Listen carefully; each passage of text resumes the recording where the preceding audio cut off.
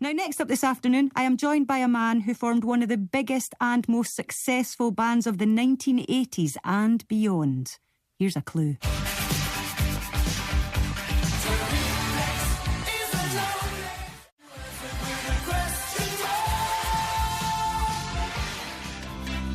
Please tell me now, is there something?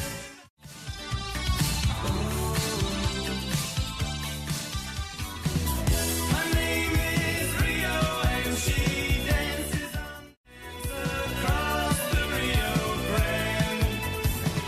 The Reflex. Is there something I should know? And Rio there.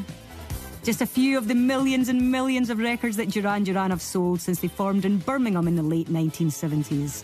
The Wild Boys at the vanguard of the new wave and new romantic movements ruled the 80s and beyond. They performed at Live Aid, they revolutionised the possibilities of the music video, they bagged Brit Awards and Grammys, and they were recently inducted into the Rock and Roll Hall of Fame. And that is not to mention their all-time classic Bond theme.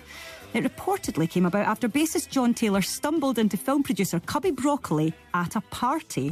Well, earlier, I spoke to John Taylor about all of that and more ahead of Duran's live date at Glasgow Hydro on the 9th of May. Before we hear from John, here's a sense of how they sound these days. Beautiful Lies. You walked into this place.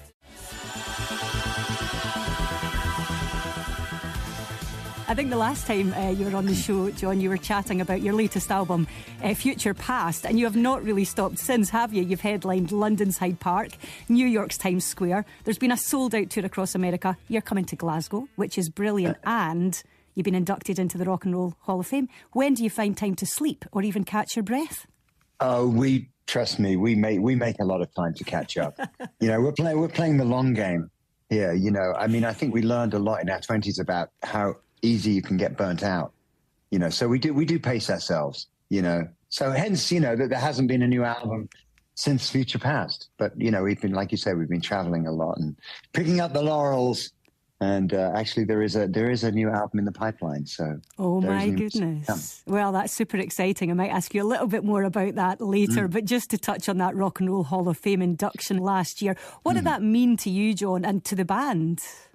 Well, I think, you know, when we started out, you know, you do shows like Top of the Pops, and the great thing about doing shows like that is there'd be all these other artists on, you know, and it could be a really mixed bag, you know, it could be the Smiths, or it could be the Who, or Soft Cell, or you name it. It could be anybody from, you know how broad that appeal was, and you sort of feel yourself within the context of music, you know, and. You know, we don't find ourselves in those situations so often anymore. So being a part of a show that celebrated the music of Duran, along with the music of Eminem, the music of Lionel Richie, the music of Dolly Parton, it was just great. I mean, you felt special, but you also felt like a link in a chain, you know, of this wonderful thing that we call music. It was a fantastic day. I love the fact that you've just mentioned so many disparate artists there, from Dolly Parton to Eminem to the Smiths. Yeah. You were pioneers of pop music from day one, really. You embraced technology, you revelled in the idea of music and music video as an art form. You were never bound by genre conventions. Disco, punk, rock, soul, everything was there and up for grabs. Do you think that spirit of invention and maybe reinvention has always galvanised you and galvanised the band? Definitely. When we formed the band, we knew we were trying to fuse disco and punk, you know, and we knew that was kind of ballsy.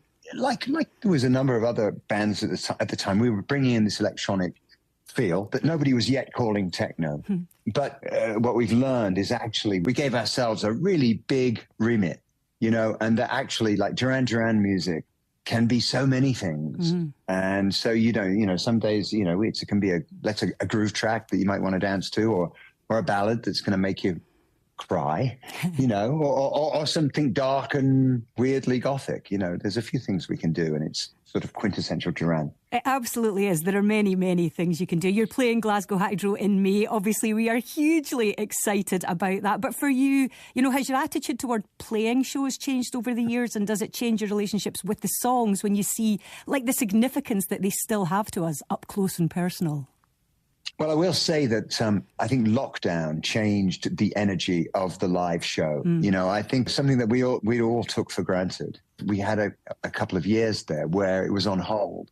And I think everybody came back, both musicians, the technicians, and the audiences came back to live shows with a renewed sense of awe almost. You know, for us, you know, it really is like it's a homecoming of sorts every time we take a stage, you know, and particularly for our audiences in the United Kingdom, there are going to be people at that show that have been with us from the beginning. Yeah. There are going to be people in that crowd that bought Planet Earth when it first came out, that have grown up with us. So that's very special. It's unique, actually.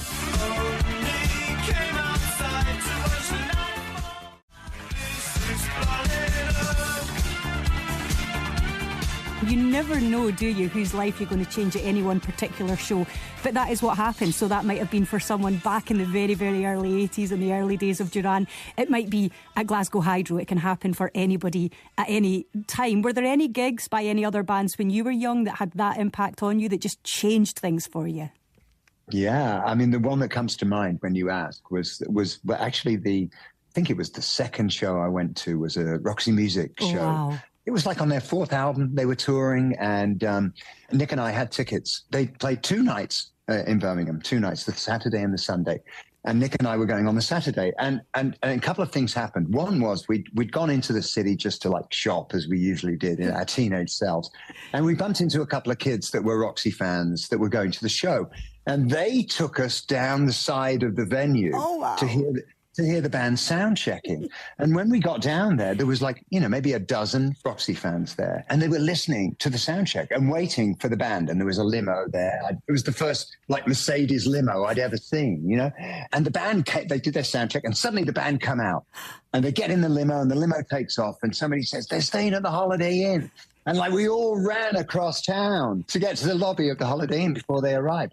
But not only that, and there was that tremendous feeling of togetherness that I got. And from that moment, I've always understood fandom.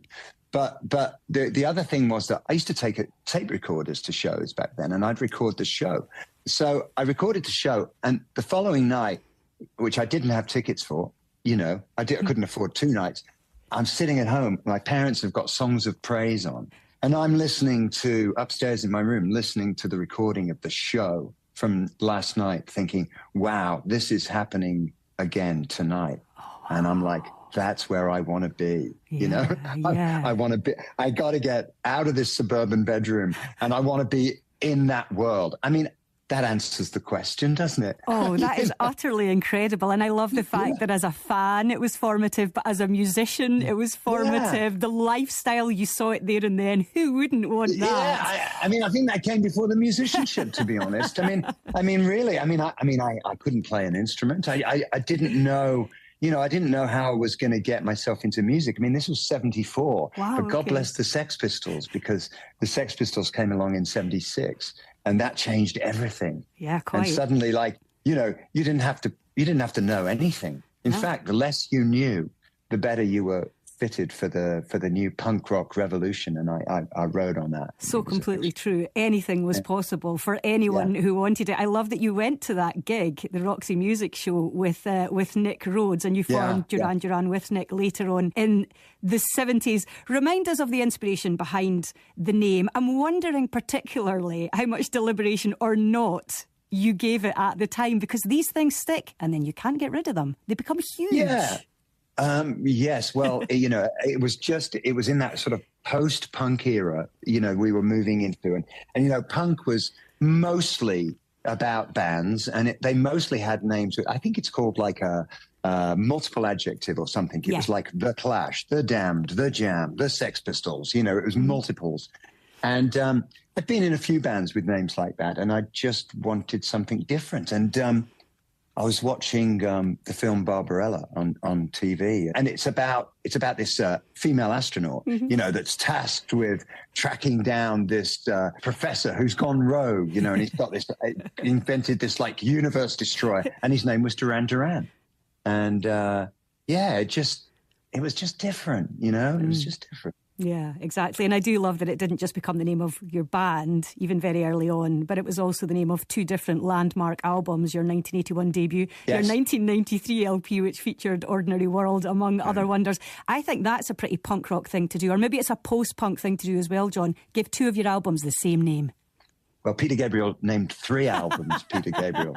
That's a prog rock thing to do. That's the difference. But it's that thing, isn't it? It goes back to the idea of punk and anything being possible, and that doesn't seem to ever have left you, and who you work with and what you do and what you bring into the songs. Well, we're fantastically lucky, really, because apart from the fact we do what we love, we're into so many aspects of what we do. You know, being a musician in a band like Duran, you get to do so many things. You get to design shows. You get to create videos and screen content. You get to design album covers. And there's a tremendous visual side to what we do as well. And, I'm an art student. Nick should have been an art student. So we love all of that. And Simon is a singer. You know, he's a really thoroughbred singer. He's been singing his whole life. For him, it's all about singing, but actually it's also about lyricism, and writing poetry. So, there's a lot to it, but you need a lot of people skills, and I'm really grateful for that, because I was looking forward to this interview this morning. I put my tartan on for it, thinking you might be on. Oh, that's so lovely. Did you? I really appreciate that. I'm sorry I'm in a studio without a camera. I'm heartbroken. Yeah, you have no idea. My wife is an American gal. She has never been to Scotland, and she cannot contain her excitement at the thought of spending 4 days in Scotland on this trip. There is no one who has ever been more excited about coming to Scotland than my wife is on this trip. Oh, that is absolutely lovely. I love that. And I'm sure you will wear your tartan for that as well. You touched on people skills there, and there is, of course, the social aspect of being in a band. There have been so many milestones across your career: Grammys, Brit Awards, Live Aid, millions of record sales, and a classic Bond theme. And I was wondering if it was true that came about after some of your own people skills, John Taylor, and you approached producer Cubby Broccoli at a party. Is that true? I mean, the balls on the boy. I don't know. I must have been pretty full of myself that night, to go up to, the world famous producer of the movies and saying, isn't it about time you had a decent theme song again? And he literally came right back to me and said, "You guys want to write it?" It was remarkable. And, I love being a part of that. I consider that every 3 years or 4 years, it's like a fantastic songwriting contest, isn't it? Songwriting and producing contest. Totally is, yeah. I love the kind of songs that make for Bond films. They've got to have they've got to be kind of sexy. They've got to have drama, an edge, and they've got to sound modern. I did a podcast recently about Bond themes, and I listened back to all the songs that have been written since Due to a Kill, and I love them all. Yeah. They've all got something really extraordinary about them. So yeah, that was a great experience. Meeting you with a view to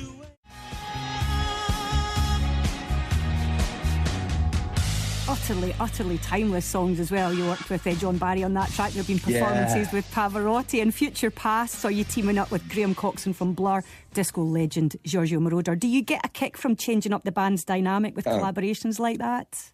Oh, it's essential, because the four of us, we can finish each other's sentences, so we have to have somebody in the room who can reflect ourselves. It's crucial to have someone in the room that is outside of the band that can kind of give a different perspective and bring like an X factor. It's great. Fantastic. And Jake Shears is joining you on this tour from the Scissor Sisters. Some more ideas there before you touched on a new album in the pipeline. Do you write on the road consciously or subconsciously? Might Glasgow filter in somehow to the next Duran album? Well, that's possible. We don't write. We very rarely write on the road. I mean, we tried it years ago. It's a left brain, right brain thing.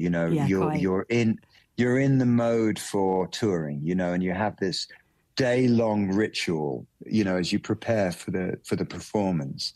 And it's an entirely different process to coming up with new ideas and recording them and whatnot. Okay, well, listen, all the best. Can't wait for you to get to Scotland. I know your wife's more excited than anyone, but I'll certainly be among those down by the stage door. You've been there, John Taylor. I'll be screaming, not for the first time. Good luck with it all. God Can't bless. wait to see you. Yeah, thank you. Cheers.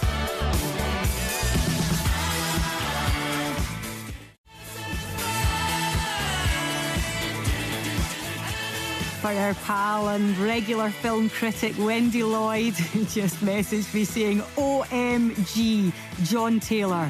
Even his name makes my heart skip a beat. That was me talking to John Taylor earlier. This is Anniversary from Duran Duran's latest album. And the band and their special guests are playing the Hydro in Glasgow on the 9th of May.